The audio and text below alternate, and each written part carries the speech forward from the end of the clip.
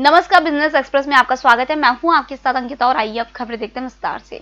Corona संकट और फिर लागू हुए लॉकडाउन की वजह से पटरी से उतरी अर्थव्यवस्था को सही रास्ते पर लाने के लिए मोदी सरकार ने गुरुवार को एक और राहत पैकेज की घोषणा की है।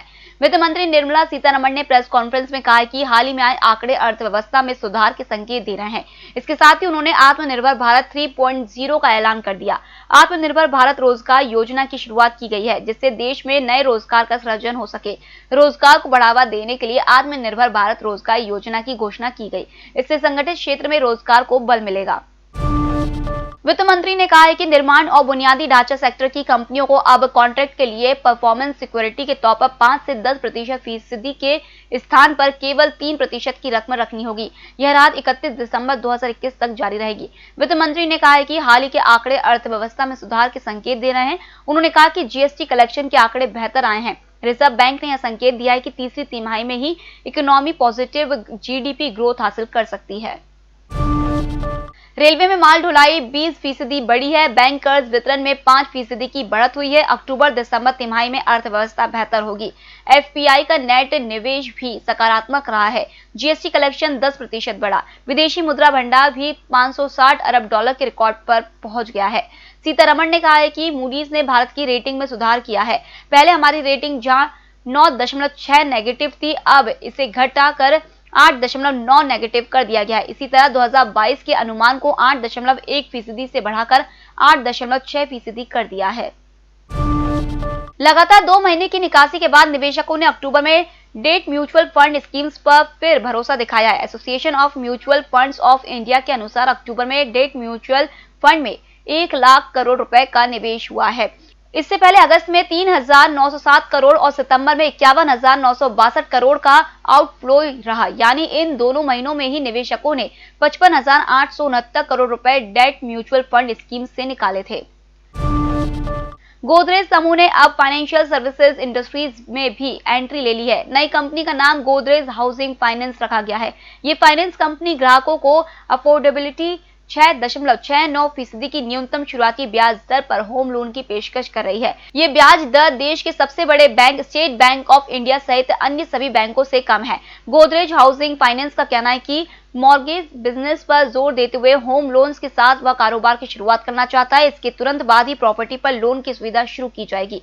इसके बाद कंपनी अन्य तरह के लोन्स की शुरुआत करेगी। आयकर विभाग के अनुसार 1 अप्रैल से 10 नवंबर तक 39 लाख से ज्यादा टैक्स पेयर्स को 1 लाख करोड़ रुपए से ज्यादा का रिफंड जारी किया गया है। इस दौरान personal income tax refund 35,123 crore रुपए और कॉर्पोरेट कर रिफंड 97,677 करोड़ रुपए का किया गया है। केंद्रीय प्रत्यक्ष कर बोर्ड ने बताया कि उसने 39 लाख से अधिक करदाताओं को इस वित्त वर्ष में 10 नवंबर तक 1,32,800 करोड़ रुपए से ज्यादा का रिफंड जारी किया है। इस दौरान 37,81,599 टैक्स पेयर्स को 35,123 करोड़ रुपए का पर्सनल इनकम टैक्स रिफंड और 1,93,813 टैक्स पेयर्स को 97,677 करोड़ रुपए का कंपनी टैक्स रिफंड जारी किया गया। कोरोना वायरस और लॉकडाउन के चलते भारत की हॉस्पिटैलिटी इंडस्ट्रीज नुकसान में है। कोविड-19 महामारी के कारण जनवरी से सितंबर के दौरान होटल उद्योग का राजस्व प्रति वर्ष 53% पर गिर गया। संपत्ति सलाहकार JLL की रिपोर्ट में यह खुलासा हुआ है। JLL ने अपने एक बयान में कहा है कि भारत के हॉस्पिटैलिटी इंडस्ट्री ने कोविड-19 महामारी के प्रभाव के कारण पिछले साल की समान अवधि में जनवरी से सितंबर 2020 के दौरान रेवेन्यू प्रति उपलब्ध कमरे में 52% की गिरावट देखी गई है।